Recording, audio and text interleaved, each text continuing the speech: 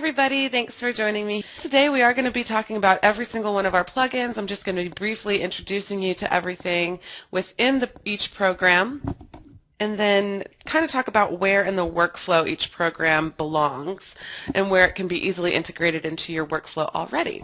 So let's go ahead and jump on into Adjust. I am in CS5 today, however we are compatible with tons of different host programs. You can check that out on our site. And the way that you access Topaz from within Photoshop or Photoshop Elements is by going to Filter, Topaz Labs, and then you'll see the list. So we're going to start off with Adjust 5. I'm going to press Reset All and just talk about the interface once real quick, and then the interface pretty much is the same in the majority of all of our programs except for Remask, which we'll get into here shortly. So again, this is Topaz Adjust. Topaz Adjust is kind of our superstar of our plugins. It works beautifully on all images. It helps to really make your image pop with color enhancements, exposure enhancements, detail enhancements, and much more with this new Adjust 5. Now, most of our programs have an abundance of presets. We still have a couple programs out there that only have a few. You'll see that here today, but Adjust definitely has the most presets. I think it's over 250 at this point, and they're great starting points for certain images. So let's talk about the interface first.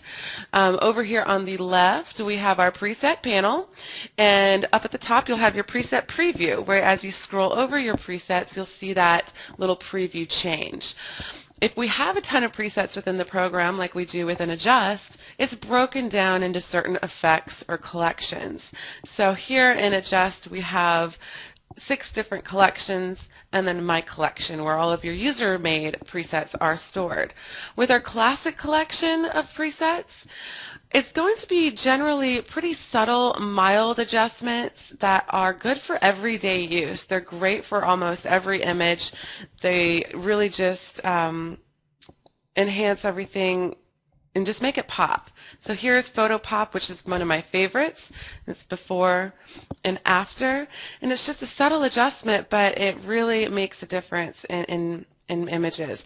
And this Classic collection is a beautiful starting point if you're not wanting to go to a more stylized type of look. You want to stay pretty subtle and true to reality, then this is a great collection to hang out in. I love the Brilliant Warm preset and the Brilliant Cold preset. This is before and after. That's the warm, and then here's our cold. I think those are so pretty. All right, now let's go into our Vibrant collection. The Vibrant collection is where you will start to see more intense adjustments or heightened adjustments of color and detail and just kind of a stylized look. Like, for example, here's our Gritty 1. You really start to get unique looks in this particular collection. Here's before, here's after, but it still maintains a photo quality to it. Whereas when you get into some of our other collections like the Stylized, it goes a little more to the artistic side of things, photo art. But this is a great preset collection as well. Here we have different seasons. I really like those, the spring, summer, winter, and autumn. All right, so then we go into our HDR collection. HDR collection is a wonderful collection if you're trying to get a pseudo HDR type of look and you don't have multiple exposures, or you couldn't take multiple exposures for some reason, or you just don't want to. You don't have to, because you have this HDR collection to be able to go into and really balance out the exposure in an image and really get that color to pop like you would if you actually took an HDR image. So here's before. Here's after. This is the medium pop smooth, which I really like. You can go a little bit more grungy with it and get some of that detail to really pop. Before and after. This preset collection is definitely a lot of our users' favorite, our new favorite. So if you are trialing Topaz Adjust, or you have Topaz Adjust and don't really go in there, check it out on some of your images. It can have some really beautiful results. Then we have our film collection, which actually simulates different types of film processes. This is the Lomography, I believe. Yes, this is Lomography 3 preset, which is beautiful. We have cross-process types of looks, which can be just lovely and very unique, and many other things in here as well. Then we have our toned collection, which just gives nice subtle tones. So this is our brown tone, your before and after. So it really doesn't go into the detail or exposure enhancements necessarily, but just the tone, overall tone. This is color Selenium, and I love these split tones. The split tone 3 is one of my favorites. Here's before and here's after. Then we have our Stylized collection, which really gets into the artistic side of things. Starting right off at the top, the blueprint preset, you can tell exactly that we are getting into more photo art type of feel. There are some amazing presets in here that some images just look really, really amazing with. Let's see here. We have this dusk preset, which is one of the new favorites too. You can put this on an image and kind of get a dusk feel to it, a little twilight feel to it, and you can get some really interesting presets in here as well. So it's something to definitely play around with for sure. Here's where some of our painting presets come in too. The Adjust For preset list is specifically for the users who want to use the same preset list that they had in Adjust For. All of these presets are actually divided into these other collections. However, if you just want to find it quick, and that's one way you can do it. And then if you ever save your presets, they go into this new collection called My Collection, unless you uncheck the box right here when you press save. So you are able to save your user-made presets within all of our programs, which is great. Then over in the main area, the main window, you've been seeing me, the image change. Let's put something on Brilliant Warm. Okay. To do before and after, you can just click on your left mouse button or your space bar. You can toggle between before and after in your upper left over here, or you can go to your before and after split screen mode, and that's found up here on the upper right icon. On the right, we do have a preview navigator where you can zoom in and out of. You can press fit to fit it inside the main preview window, and 1:1 to get to 100%. We also have a histogram available for you to look at to see if your highlights are clipping or your lowlights are kind of blocking up. It's a good tool for you. Your undo and redo buttons, and then your snap feature. The snap feature within all of our programs takes little snapshots of the adjustment panel as you're working, and then you could toggle back and forth between all of those during the session. It's a really good tool, especially if you don't really know what you want to do with your image. You can kind of pause along the way and continue taking snapshots and always get back to where you want it to be. Then we have our adjustment panel.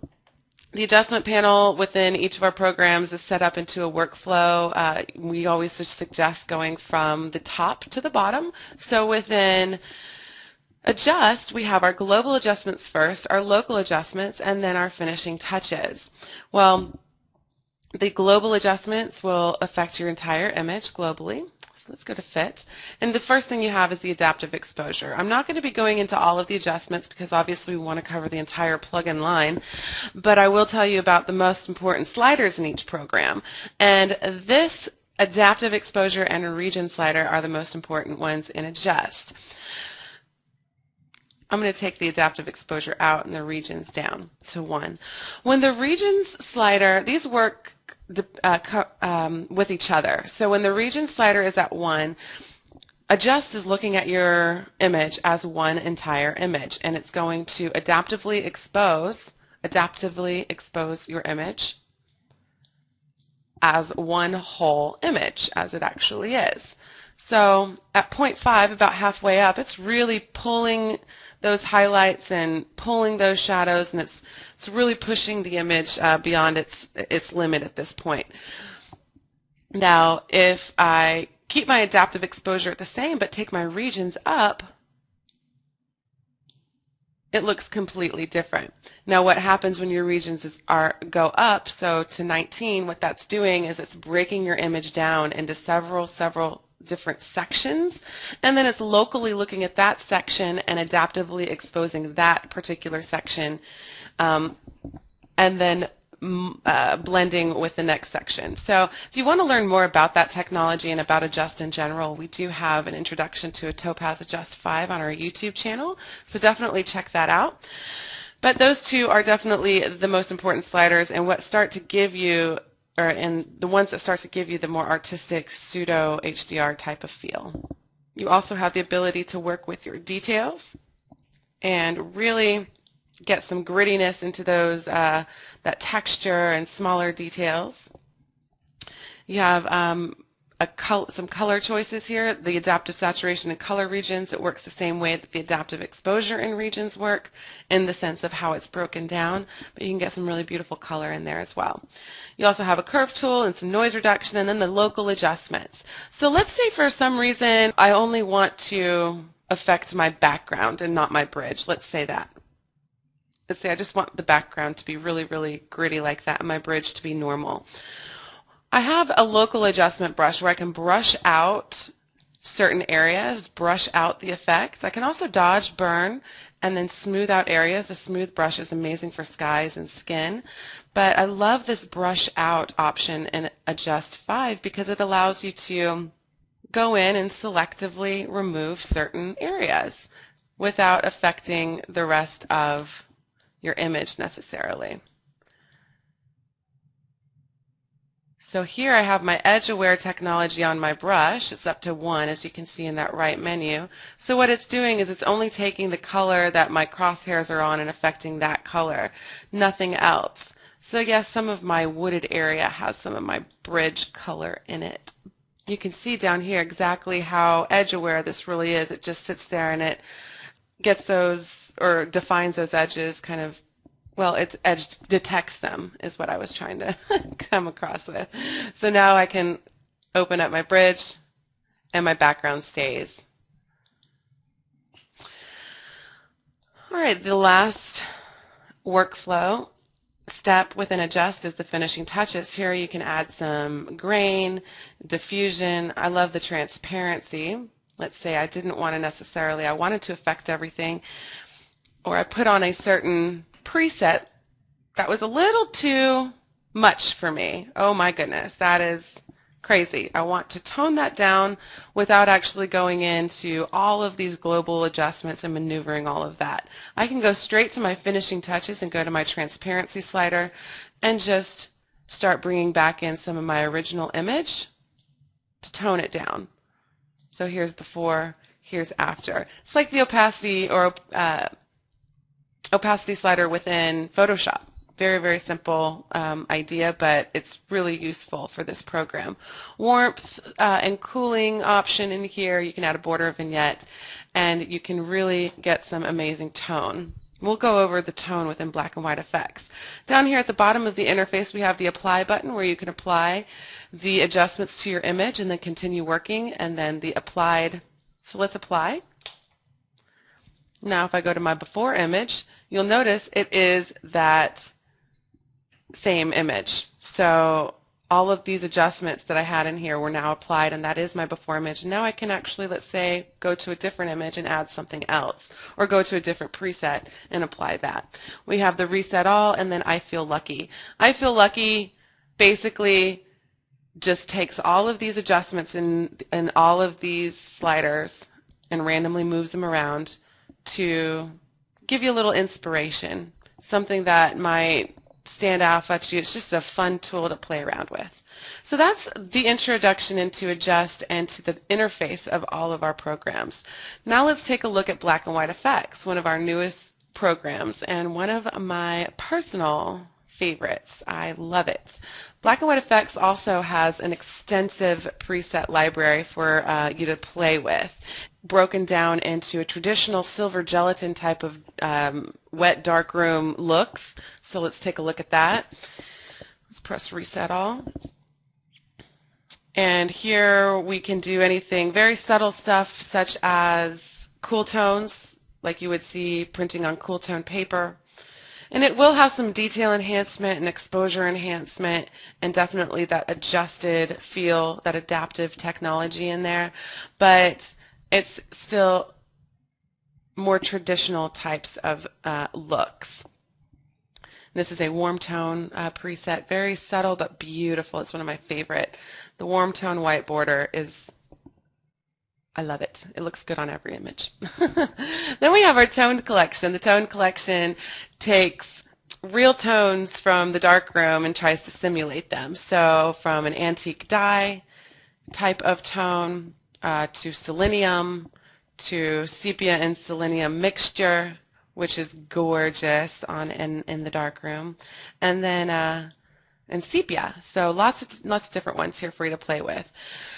One of the, well, kind of the slogan for black and white effects is black, white, and beyond, because it does much more than just black and white effects. We have added some of our creative effects within here and made it so you can really bring back some of the original color. Plus we have something called quad tone that allows for some crazy tones to start happening. So within the Stylized collection is where you'll see that and beyond part.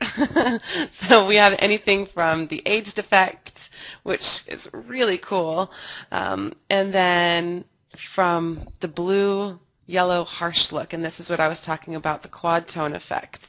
While we're into this particular preset, let me open up that feature. It's in the finishing touches over here, and it's called quad tone. And you'll notice that this image has, or this tone within this particular preset has 4 tones. It has black, bright blue, yellow, and white, and that's what's applied. And the way that it's applied to your image is wherever these sliders are placed. So at the lower end of these region sliders is going to be your blacks and darks.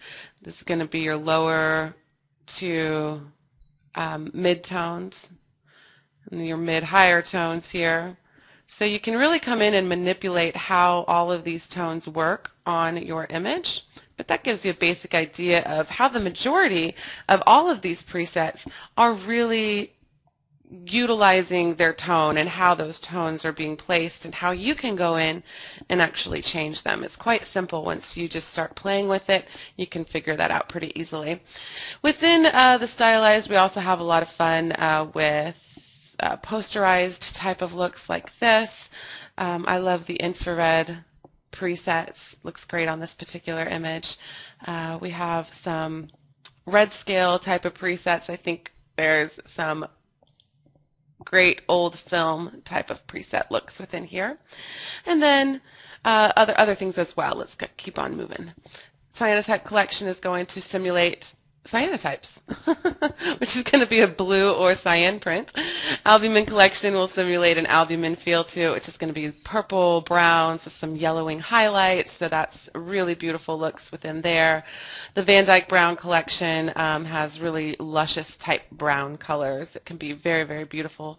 Opalotype simulates the historical process of printing on a milk or opal glass, which can give you lovely feeling to it, very moody images. And then Platinum Collection, my personal favorite, simulates the platinum palladium process. Several really nice presets in here for you to play with. And then you also have a mic collection in here. Within the conversion process, let's go to the traditional, let's go to the warm tone white border. We'll just stick with that.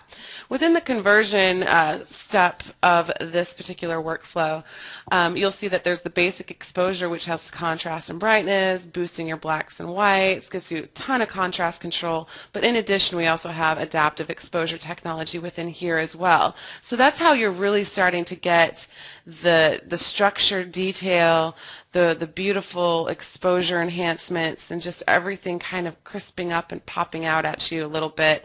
That's how you're able to get that within some of these presets. So that is incorporated quite a bit into this program.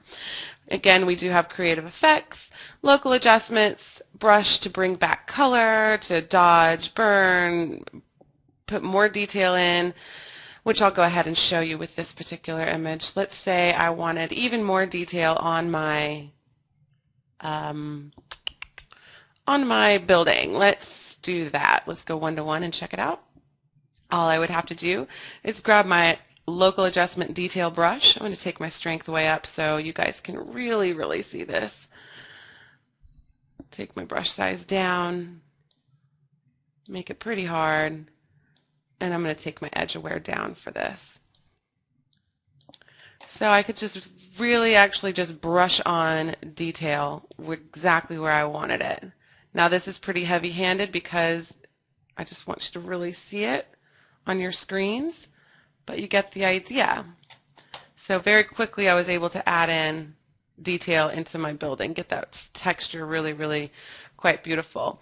While we're in here, I'll go ahead and show you the bringing back the color brush as well. All you have to do, click on color, and for this, for bringing back color, I like to become very edge aware, so it only brings back the colors I want it to. I'm going to make my brush size pretty big, and you're going to see that doesn't matter how big the brush size is.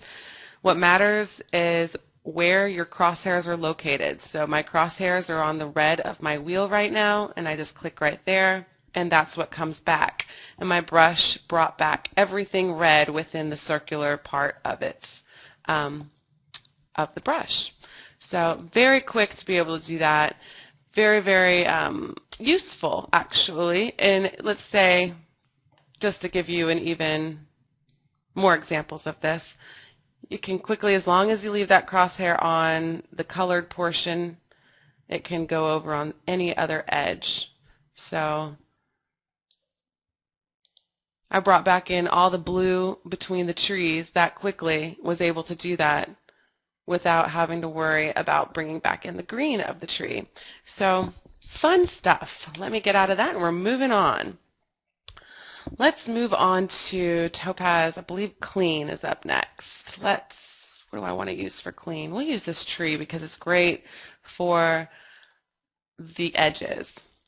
Now, clean and simplify, it's very important to know that you have to look at your image at 100% to really see what it's actually doing to your image. And that goes for both Photoshop and within the program itself.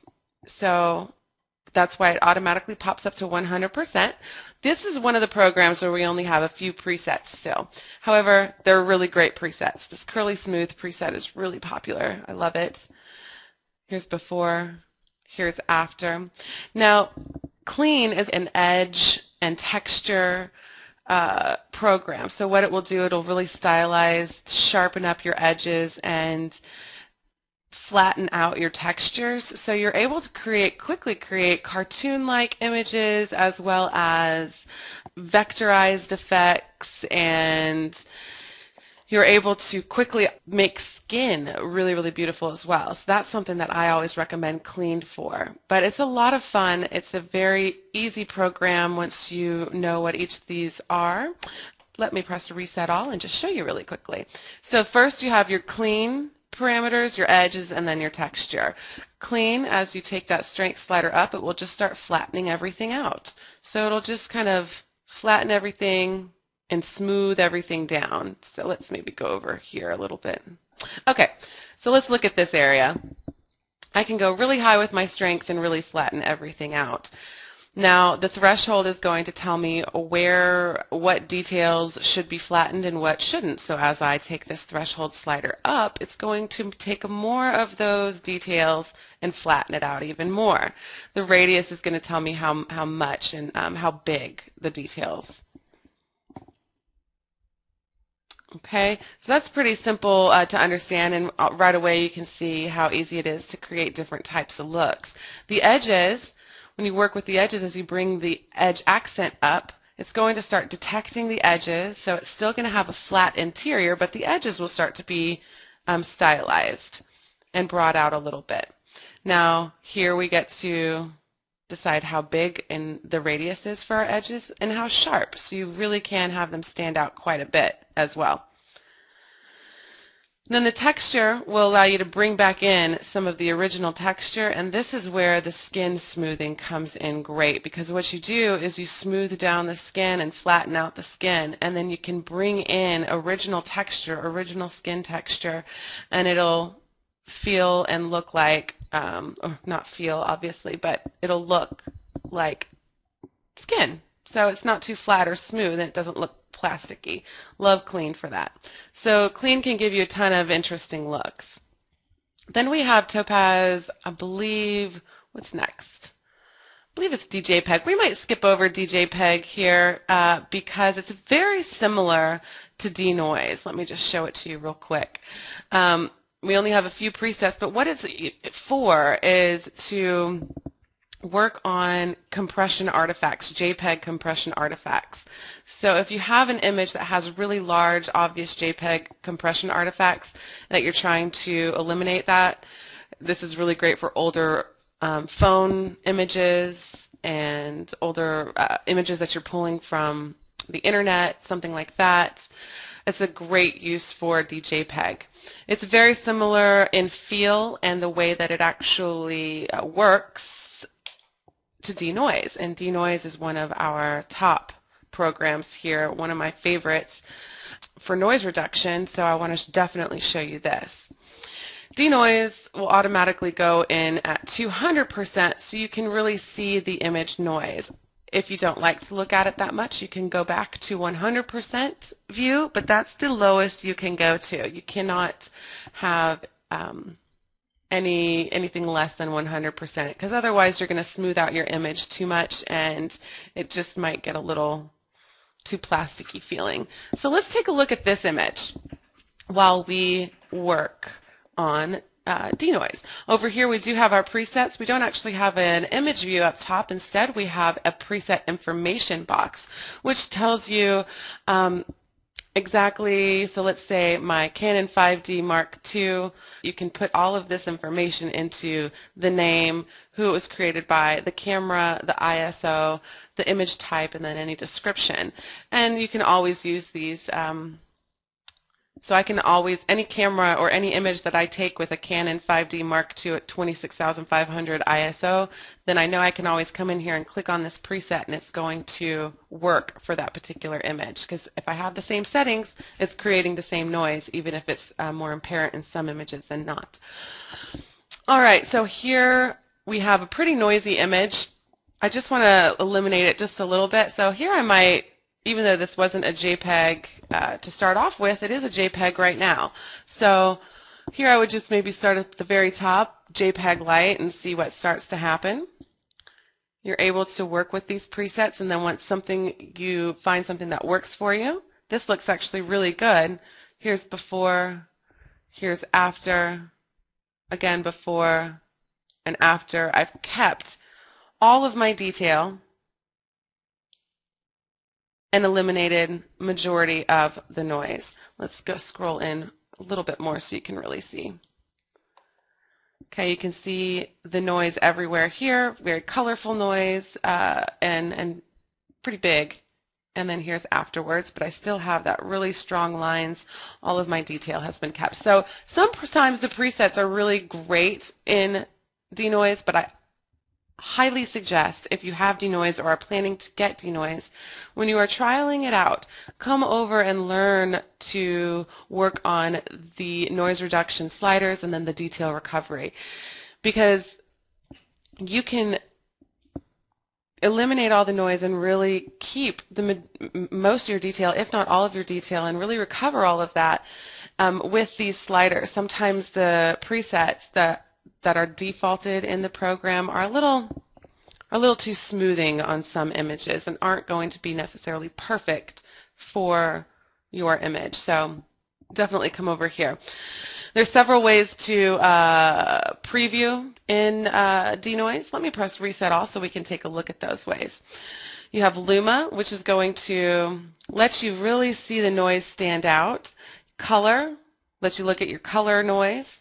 Then you have your red channel and your blue channel, which is going to give you two different ways to view the noise. So here in the red channel, you can definitely start to see within the sky all of the grain-like noise within the sky and have it really stand out there. Always start off with the Luma, and then if it's a dark image like this, come into your auto brightness and maybe turn that up a little or even to strong so you can really start to look at that noise and work on the noise specifically. Then you can come down into your noise reduction and just start working from the top down. And you just have to be careful not to overdo it with Denoise. Denoise has it has a lot of power, so going up to anything above 0.2, you'll definitely see a huge smoothing effect going on like we just did within the sky. but you can bring that detail back too. So then you just go to your shadows and you can adjust your shadows even more a little bit. And then your highlights, I usually take my highlights to the negative because highlights tend to not have enough noise. They tend to already be pretty smooth. And then when you get down to your adjust color red, that's when you would go into your red preview mode and look and see what's going on. It does seem a little bit noisy still, so I'd take that up. Just smooth it out a little bit more. Then you go into your blue because you're down to your adjust color blue. So you get the idea. Every viewing mode has a reason for being there, and it's just so you can look at the noise on several different levels. I love this program. And then you go and look at your color, and you can clean your color up as well. If there's still some jagged edges, that'll just help. Now this was rather quick and probably a little bit too much smoothing, but then you would get back to your RGB, take that auto brightness off because it's looking crazy, and then you could come into your detail recovery area and recover some detail and reduce the blur and add grain if you'd like. So that is how Denoise works, before and after. And press cancel and let's move on. We're running now. I believe we have detail coming up, so let's take a look at an image with this will work great for detail. Okay, so when you open up Topaz Detail, you'll notice a little pre-processing plugin pop up. What detail is doing is separating your image into multiple 6 different sizes of detail, plus it's also separating your color information out. That's the most important thing to know about detail. So every single detail slider within this detail tab is going to control one size of detail in your image. So here you have small detail, which is going to control the very smallest, or not the very smallest, but control the small details. You'll notice this is really in textures, so all the different pebbles, here's before, here's after. Your small boost is going to enhance those tiny, tiny, tiny details, so this is really great for texture and really getting everything to stand out. And both of these are scary if you overdo them because they'll start to look just super, super gritty. So you just have to be careful about those 2 sliders. And then we get into the more creative type detail. The creative type detail is medium and large, and as you go up with the medium, it's going to be a little bit larger than the small, and then the medium boost starts to make a big difference. You start to really see some of those medium-sized details stand out. And then the large detail is awesome. Awesome for clouds, for skies, for having your horizon line stand out in images like these. And your large boost takes it even further. So you can, this is obviously a little bit over the top right now, but it's to give you an idea of, it's the ultimate detail control. It's a lot of fun to go in and take an image and see what you can do with it. We have several presets as well. The creative detail accent, the top one, is one of my favorites because it just is a really beautiful detail enhancement preset. Now, one thing that's also really cool about detail is this tone. The Tone tab allows you to take certain tones in your image and change the luminosity, change whether they're darker or brighter. So for example, we have the cyan red tone. Here, watch the difference between, I guess even between the sky and the ground here. As I move that to 1, here the red gets much darker and the cyan gets much lighter. If I go the other direction, my red is going to really, really brighten up and my sky is going to get much darker. It's kind of what I look at as the finishing touches to your image. If you just want to change the color of something just a little bit, you can come in and do it within detail and also work on your output sharpening or your creative sharpening and be done with it. So a lot of fun within this program. Let me cancel out and move on. All right, up next we have, let's see, In Focus. In Focus is a spectacular capture sharpener. And when I say that, a capture sharpener, meaning that it's something you would use at the beginning of your workflow before you really did anything else. So let's take a look at what InFocus can do. So this is relatively a sharp image. It's just that it was shot from a bit of a distance away, so when you take a look at this, the ice is not quite as sharp as I want it to be. The mountains are a little bit fuzzy. It just starts to lose the detail in the mountains and all of that. So I would take this into InFocus first. So let's open that up. InFocus is also good at helping to save images with 10 pixels or less image blur. So if you have a slightly blurry image, or if you have a small image that has a significant blur, if the blur is less than 10 pixels, you have a chance within InFocus to really recover some of that sharpness and clarity. But what I tend to use it for is the amazing capture sharpening that it can do. So I'm going to press reset all. Now we have several different blur types within Adjust. These presets here are really, default presets are really not going to work for InFocus, because it's dependent upon your image, and what is actually, the technology is dependent on what you're actually viewing. So here I'm viewing this picture that on my screen, and so I could make a preset with an unknown estimate blur type with all of this blur radius and set everything to work, but then somebody else using the program will be looking at a different picture, they'll be looking at it at a different size, and it'll be a completely different composition and pixels, so it's going to not be a good preset for that purpose. So that's why we only have a couple presets over here. But let me skip right down to the fun part of InFocus, which is the unknown estimate blur type.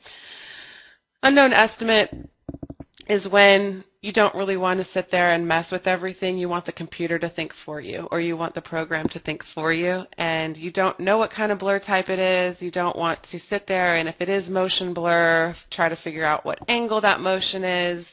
And plus it's just more fun because you get to press a button and get to see what it comes up with. So here I have my blur radius. You have to set your blur radius and your edge softness before you press the estimate blur button. Blur radius is just the amount of pixels that your image might be blurred, and I'd say mine maybe 4 pixels, maybe not. It's a pretty big image, and the blur isn't all that bad, so maybe 4 pixels. The edge softness just keeps your edges from over sharpening whenever it actually estimates the blur, and then you just press estimate blur and wait for the results. Okay, so here's before. Here's after. I'm hoping that you're seeing this on your screen. Here's before and here's after. You can really tell in the tree line up against the snow. So let me show you before again, or up against the ice. Here's before and after. You can just really tell right about here how much sharper it really got, without any sort of artifacts, without any sort of issues. It just, again, is a capture sharpener that is awesome for images that you really want to blow up and really get close to. So that is InFocus. A lot of fun there. Let me cancel out of that. What do we have up next? Let's see what image I need to bring in. Remask. Remask is, no, that's not what's next. Topaz Lens Effects is next. So let's take in my chair image. Okay. Lens Effects is probably our most versatile tool in our lineup. You can do so many different things with it. Pretty much it's your virtual camera bag. You have different camera simulations in here, all these different filter simulations, all these different lens simulations, all based off of realistic looks that you can achieve from, say, a pinhole camera. So you click on pinhole, and then you have a pinhole preset that you can play with. So that's basically how it works. You have several different types of looks. I'm a really huge fan of the toy camera preset. Huge fan. Really, really beautiful presets within this particular one, especially if you just want to play with your image and really find some lovely, lovely looks. This camera toy effect is lovely. Then we have our tilt shift. You can create really fun little miniature effects, like miniature towns, and very cool stuff there. We have all different types of filters. You can simulate diffusion, dual tone, fog, graduated color, graduated neutral density, great for skies, polarization, great for landscapes, and single tones just to add some sort of tone to your image. Simple, simple, simple. I love this old school haze. Here's before. Here's after. Not really that big of a difference, but definitely noticeable, and it definitely gives a different mood to the image. If, for example, if you're in filter single tone and you like something and you want to say, oh, but I wish it had this amount of tone, you just come over here to your right in your adjustment panel and everything will be there for you to do exactly what you want. In the color tone adjustments, let's say I wanted some more red. I just come into my red and I add that in. If I wanted more magenta, I can do so very, very easily. So while you go, this is the only program that as you go from effect to effect to effect, the adjustment panel over on the right will change to reflect exactly what is needed to make a change there and to really make it your own. I love this lens creative blur. This kind of gives you a lens baby type of feel to the blur. It's not just a regular blur, it definitely has some distortion in the lens or in that blur area, so you start to get a very interesting effect. You can pick your effect center quite easily just by clicking on the button Effect Center.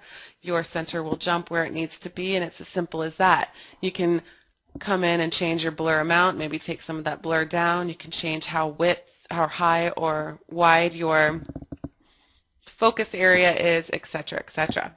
Very simple stuff. Bokeh Center Focus now is very similar, except you have more control over the type of blur. So here's my effect center.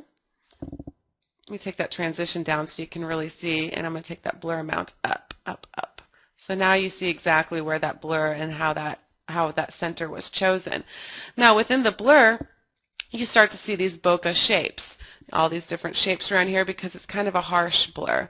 Now if you come into your lens characteristics, you're easily able to change how smooth or soft your blur is. Many other things within the blur as well. You can really take advantage of that and get a very realistic lens simulation.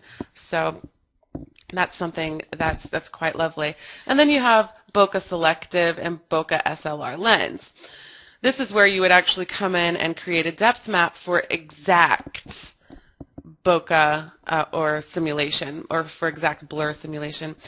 Here, let me just do this really quickly to show you, and then I'll jump on into the next program.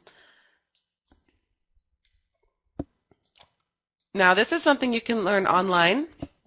We do have an introduction to lens effects that will go over all of this very, very much better than I am right now, because right now a lot of you are probably saying, oh my gosh, what is she doing? And why isn't she explaining it?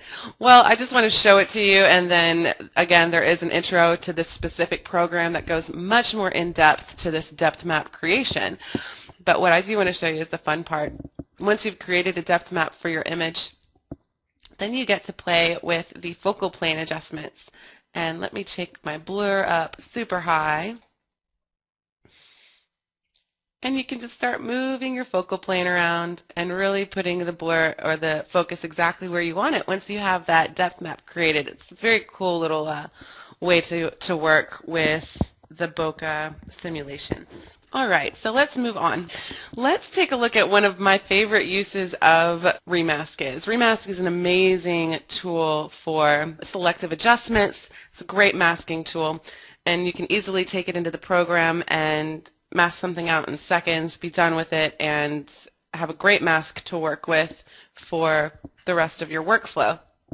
I like to use it to quickly be able to take an image like this, which isn't really even refrigerator worthy because My background is overexposed, my family is underexposed, and so here I'm able just to quickly go into remask, and then my mask I'm able to adjust them, adjust my background, and I have something that I want to put on my wall or give to my family. So that's something I really like to use Remask for. So let's take a fun image into like this one. So this is kind of a bland image. If you wanted to replace the background, say, of this is a great little picture of this guy, but the background is not all that exciting. Or if you just wanted to adjust our subject here and nothing else, you could use Remask for that, for selective adjustments like we were just showing you. But let me just take him in real quick. Okay, so Remask is the one program that looks different than the rest of our lineup because it is a completely different type of tool. It's not preset based. It is a masking tool. So it's based on a tri-map technology of green is keep, red is cut, and blue is compute. Blue is the area where you're telling Remask to think. So it'll open up as one type solid color. Mine is green. I like to have it open on green. And all I have to start doing is painting with my blue brush exactly where I'm going to need the computer to, or for Remask to think for me. So I'm just going along the edges of our guy's hair here. And then I'm going to say cut with my red fill bucket, and I'm going to cut out my background. Once I have my initial tri-map ready to go, all I say is compute mask, and it's going to give me a pretty good mask to start off with. It's pretty good considering how much hair there is. So you're able to look at your image in several different ways.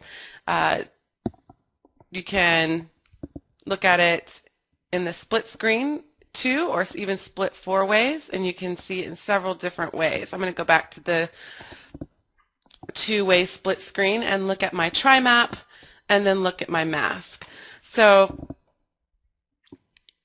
if at this point I still definitely have some things to work on, there's some translucency here, that's transparency that I wouldn't like to bring back with me to my image, and I can then just continue working on it once I've done my initial compute. So then I can go back to my basic brushes and just come back over on my map and do some work. And you'll notice over here as I click that it just fills in some areas. It just does a little auto filling. And again, it's just trying to think for you, which is nice sometimes because it does all the hard work.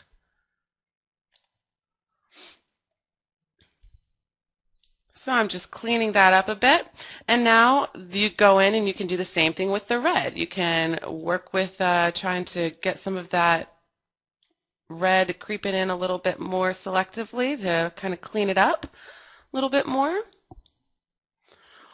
But what I want to do is actually show you this one tool, the single color selection brush. What I'm going to do is, because some of this green in the background is actually coming into the feathers of my bird. Let's look at the keep view so you can really see. You can see it here a little bit better. And that's not good. It doesn't look very good right now. So one of the ways to really solve that quite quickly is these single color selection brushes and the dual color selection brushes. They're great for trees. They're great for eliminating really hard things and being able to still mask out, say, something like a wedding veil. So here I'm going to actually use my red single color selection brush. Click on that. And I'm just going to select, because it automatically pops up as a dropper, I'm going to select the green of the tree back here. And then once my selection is chosen, you can see it right here, it popped up. It's a dark green. Now I can go along the edges of my area, and you'll see it just starts to clean up the edges very, very, very quickly, very easily. You see that? Right, just so quick. I love this tool. It's very, very simple. So just like that, I can get a relatively clean selection within minutes. If you actually are pretty fast at this, this could have taken just a couple minutes. And I usually am, but you know, we're taking our time here today. Actually, we're going pretty quick, to be honest. But I did want to get a good selection here for you before we went back in. So give me just a second to clean him up a bit.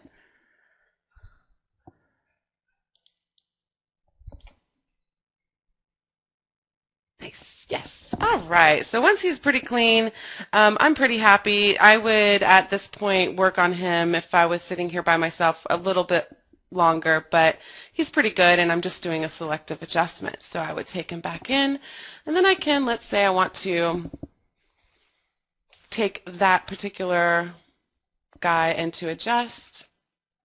At this point, I can do a quick, that'll work right there. A little bit of transparency, say okay.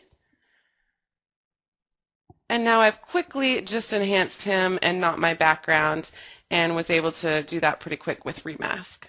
So here's before, here's after, again before and after. Great masking tool. So with that, let's go ahead and take a look at Simplify. We'll take a look at this one. Okay, so Simplify is a size-based technology. Simplify looks at your image and breaks it down into several different sizes, or actually lots and lots and lots of different sizes. And as you quote-unquote simplify it, it starts taking out the smallest details first, and then it just continues to take out detail and detail and detail. Let's look at this one-to-one so we can really see. So if I was to open up my Simplify size and just start moving that up, you'll start to see, well, that was actually pretty. You'll start to see little tiny details start to disappear as I move this up little by little. And then as I continue moving it up and it takes out texture and it takes out all those type of details, it just starts to flatten out and becomes just color.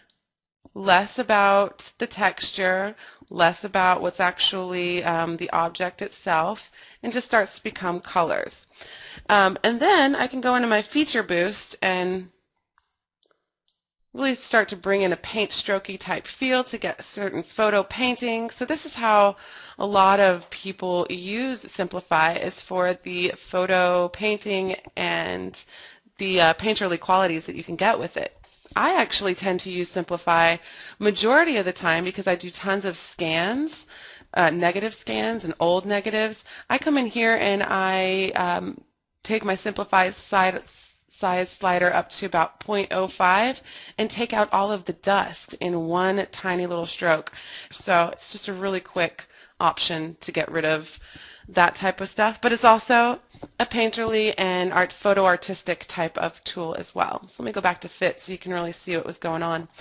So we have several different presets over here for you. BuzzSim is one of the most commonly used. Here's before and after. You can get some beautiful images that way. Painting oil is my personal favorite. Gives you a really beautiful textural type of oil painting feel. Here's before and after.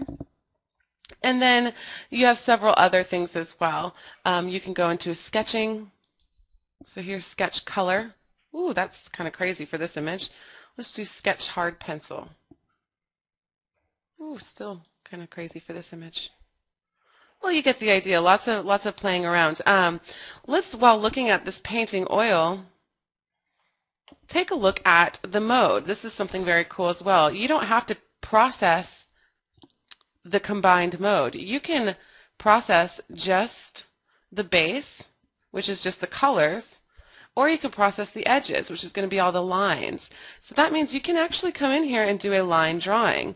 If you go into your edges, you can play with your edges alone in this particular mode. Let's inverse this color.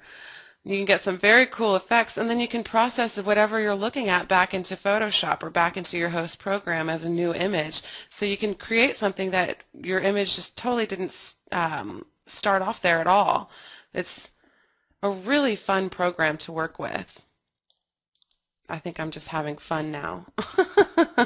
I wanted to get out of the color lines and get into the mono because I really like the black background with the white lines and wanted to show you. Yeah, can create some really beautiful looks within this program.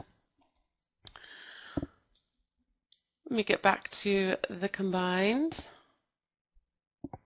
Oh, I kept the white lines. Very cool. All right, so that is Topaz Simplify. Let's get out of this. And the last but not least, our newest program, which is Topaz Star Effects.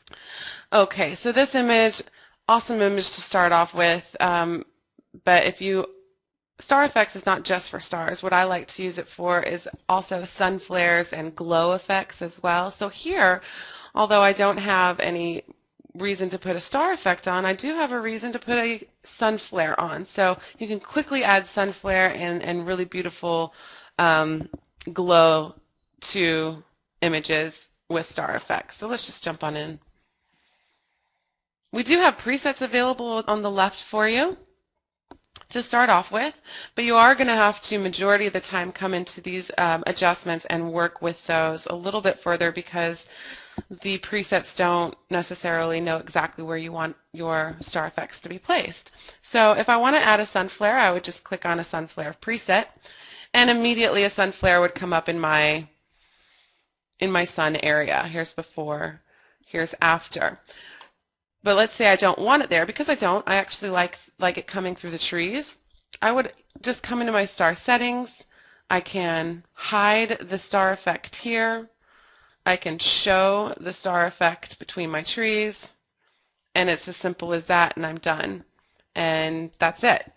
But I can then come down into the differing adjustments and really start to play around and really make that specific to this image as well. So, but that's just to give you an idea of how quick and easy it is to add a really fun and unique star or sun flare to your image. So let's take in a different image like this, and let me show you one of the ways I love to use this program as well, and that's for the glow alone. You can really have some beautiful glow on images.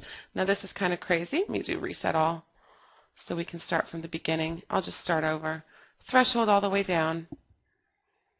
That's going to give me some crazy effects.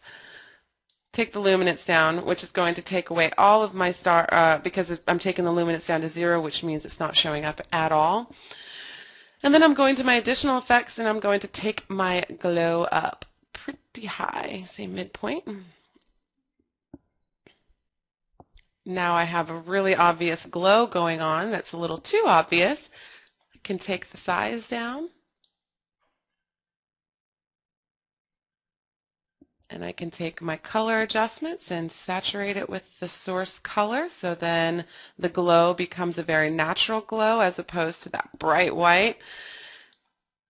And I'm able to quickly put glow on my image that I really like and I think enhances the image. Now this is a little bit more strong, but I still think it's lovely. Here's before, here's after.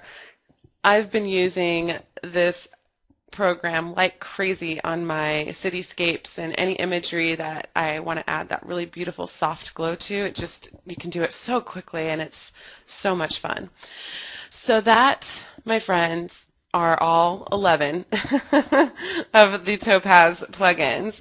That's your brief and panicked intro into it. But if you want to learn about any of these programs a little bit more, let's say you do have the bundle already and you just only end up using 2 or 3 programs because those are the ones that you know, well, take advantage of the introduction webinars online as well. We have really great masking tutorials, some intros for all of the programs, plus additional webinars for all of the programs as well on our YouTube channel. It's youtube.com/topazlabs. Thank you so much for joining us here today. I'll talk to you later. Bye-bye.